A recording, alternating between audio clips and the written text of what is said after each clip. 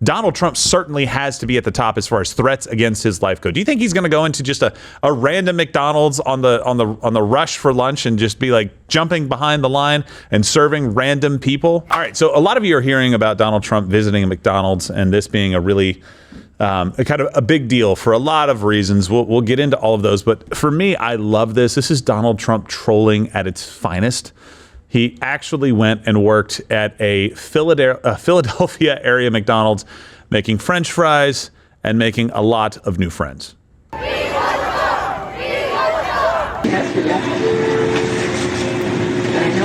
Red tie on point. That's right. See, ties are good, Gerald. No, they're not.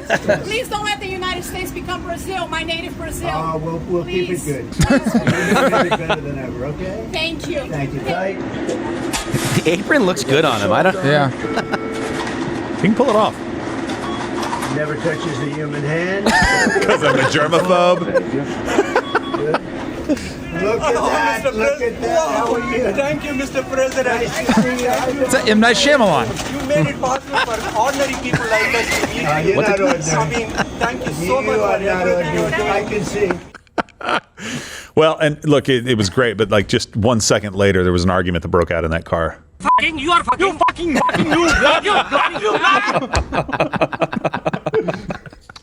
They only got one order of fries, and listen, that's hard to do with two people in the car. You have to share, and sometimes that's not easy to do. But look, Donald Trump had a lot of fun. Obviously, there people loved seeing him. He actually served French fries, which I doubt Kamala Harris ever actually did. But he does have some problems that he's going to have to deal with now because the IRS, less than 24 hours later, is already reaching out to him about making sure he pays for his taxes there. So that's bad.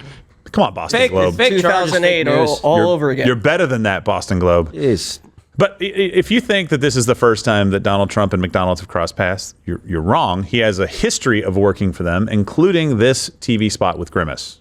I don't know how you do it. I put together some really impressive deals.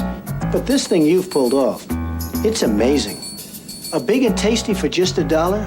How do you do it? What's your secret?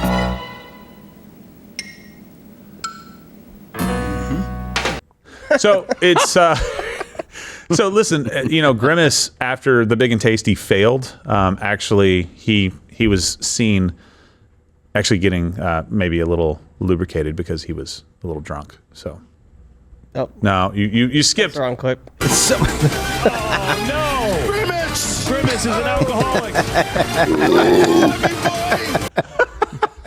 Look, some things don't work, okay? The Big and Tasty for $1 was a great deal. Donald Trump was right, but it failed. So, you have to go drink your problems away. But here's what became something else. It was good for a week. And it was fantastic. Donald Trump going to McDonald's, I think, is fantastic. Right. He resonates with people in a lot of different areas of life. Every time he goes into kind of whatever the working man territory is, because there's a lot of them, the left thinks that people are just going to go, it's a billionaire who's out of touch completely. In this case, that didn't happen. There was a line of people you saw down the street cheering for Donald Trump. He goes in there. He has fun. He actually looks good in the apron. Right. He serves fries. Yeah. Everything looked really actually kind of cool. But the left can't say that, oh, he's out of touch. Now they go, oh, it's all a stunt. Right? They're going to that, kind of line of attack and saying this isn't even real. So leftists online, they kind of freaked out about the whole thing, saying it was staged. And we'll start with the New York Magazine. So in an effort to highlight his claim that Kamala Harris never worked at McDonald's, Trump pretended to work at a closed McDonald's where he served pretend orders to supporters, pretending to be customers. I mean, listen, come on.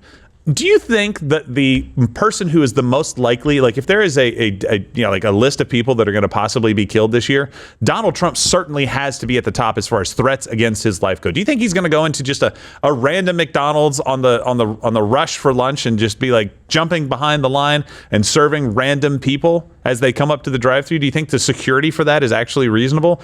Also, it's a troll job. You're taking it way too seriously. And I love the fact that it pisses them off because we know this. Sometimes hate watching, a view's a view. Somebody hates you. Like a lot of you right now are watching because you hate me. And I don't know why. I didn't do anything wrong. But that's a view. It doesn't count. It doesn't matter, right? Or it counts. It doesn't matter. The same thing is happening right now with the McDonald's thing. They're pushing this out saying Donald Trump is out of touch. They're just bringing more attention to the fact that Donald Trump went and did kind of a funny thing at McDonald's that people are looking at now as kind of iconic.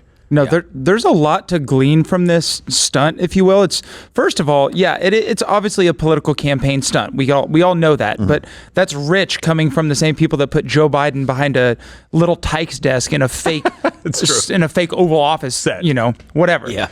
But at the same time, he looks completely natural in this role. People resonate with him. He seems like a nice man that you would want to have as your boss or that you would want to spend a weekend with, which is totally counterintuitive to the narrative that the left consistently tries to paint of him. So when they see this, they automatically have to go into meltdown and extreme cope mode because like, oh no, we can't paint him as the scary Project 2025 take your rights away guy. It's going to take your fries away, bro. Right. But exactly, even more than that, and to the next story we'll get to, I think this all just shows how incredibly important Pennsylvania is and what the internals must be showing, because he's basically living in the state of Pennsylvania for the next 2 weeks. He should. All of his surrogates are in the state of Pennsylvania.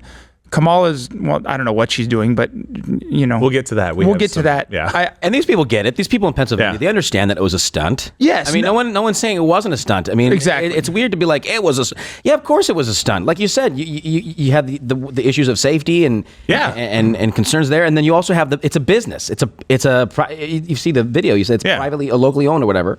It's an owned franchise locally. They don't want to just do this stunt when they're doing regular business. They went to, now the media is going to shitting on the actual McDonald's itself. I don't know if you saw that. They're saying, they failed a health code inspection, 5 years ago or whenever it was. Every single fast food joint has failed a health code inspection at some point. Do you understand how this works? Nothing resonates with no. Right. Nothing resonates with milkshake's working, Look, I don't 100%. I don't care if he finally got the milkshake machine working. He'd win 49 states if he got the milk, if he got the ice cream. I know, right? Absolutely, yeah. McFlurries for everyone. Yeah. That's right. Every time. So listen, so do me a favor. I don't know which McDonald's this is, but this is a franchisee basically making a call saying, yeah, I'm going to do this.